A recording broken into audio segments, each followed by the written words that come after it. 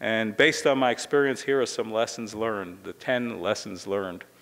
And I have the list here of 10, but rather than read the list, I'm going to go kind of pretty quick order, 1, 2, 3, 4, 5, so it should be pretty obvious what we're doing here. So one is get a great CEO. So this is our history with CEOs. We had a CEO who simply dropped dead. We had a CEO who went as crazy as the Mad Hatter and the March Hare. I mean, literally had to be institutionalized. We had a CEO steal the company from its founders and scientific principles. We had a CEO who, as I say, didn't have the gumption to follow through and sort of quit, let us hanging mid-course. And we had another company who had a staff revolt leading to the ousting of a CEO. CEOs are very, very difficult situation, and the first thing you should think about is getting somebody really good that you can trust and has experience and will follow through. My wife Cheryl likes to say, no more baby CEOs. We need experienced people.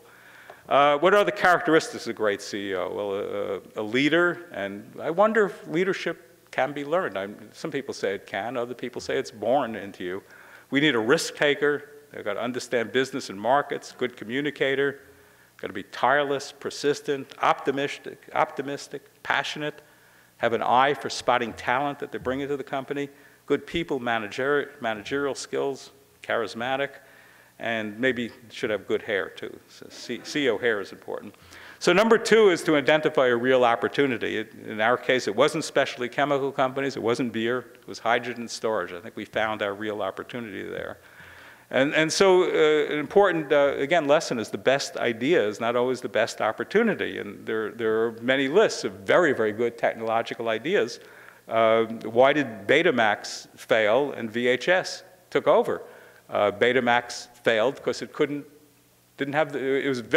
gave better quality, better image quality than VHS. But you couldn't record a full movie on one cassette. You had to do it on multiple cassettes. And VHS you could do on one cassette. That's probably why it failed. When I started in using my first early personal computers, there was a spreadsheet called Lotus 123. It dominated the entire landscape. There was nothing else but Lotus 123. Lotus 123 vanished in the course of a year, replaced by Excel, and nobody has even heard of it anymore. It goes on and on. It's a very interesting list of different ideas, but it shows the best ideas, not always the best opportunity, and people should investigate opportunities. Number 3, my list is protect the IP. Here's the Helionics patent, which was just issued. Patent protection is expensive. You'd want to get enough patents to set up a firewall around your technology. There are many fees and lawyers. It's kind of a difficult subject and one of the great challenges, but I think it's one of the necessities to protect your IP. Have a functional board of directors. The board of directors should be chosen to ensure the success of a company, not necessarily because somebody's invested money in the company. You want to get the people on the board that can do the best work for you. They are typically receiving significant ownership in the company, and they have a stake in making it succeed. So you want to put the people in place that have the skills, the contacts, the connections, to the critical thinking to make it, to help that company succeed.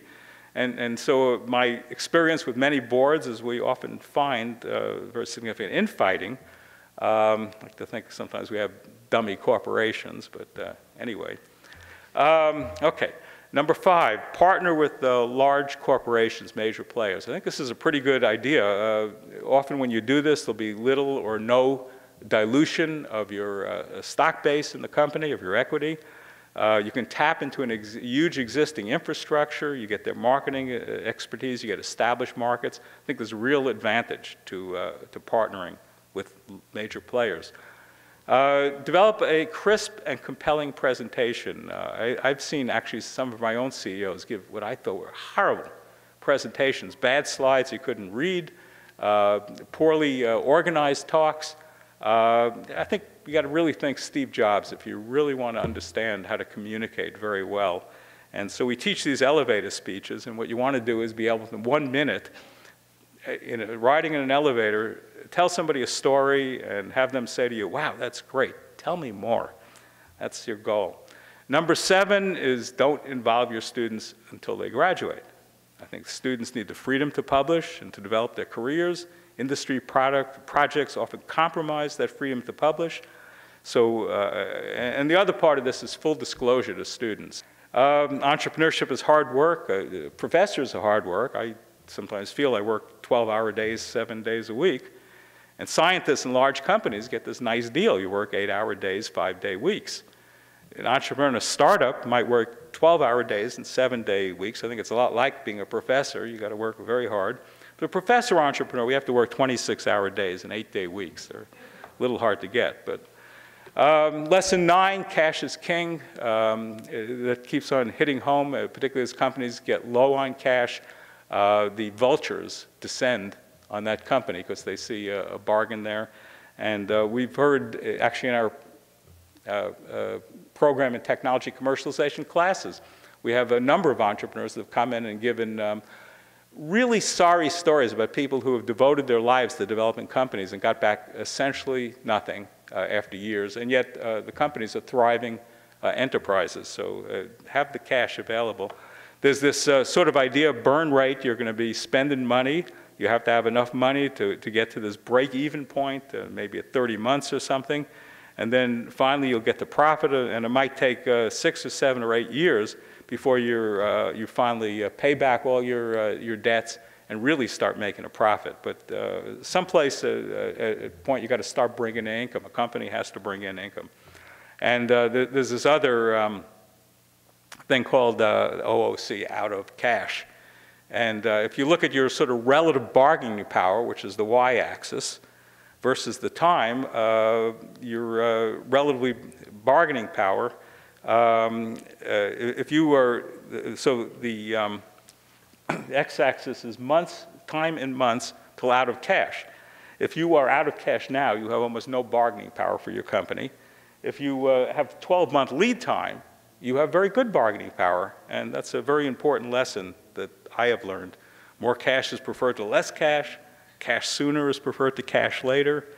Less risky cash preferred to more risky cash, but cash is king. And finally, don't count on getting rich quickly. That's the house I want, and that's the car I want, but maybe someday. So the road is rough, and for a number of our companies, we're still not out of the water. But I think I've added a number 11 to my 10 is be persistent, resolute, unshakable, persevering. Maybe we need some relaxation to get us through that. And then finally, let me end with this. I think this quote from George Bernard Shaw with our characters from the Alice in Wonderland story here, very nice. Reasonable people adopt themselves to the world. Unreasonable people attempt to adopt the world to themselves. All progress, therefore, depends on unreasonable people. It's me. Thank you very much.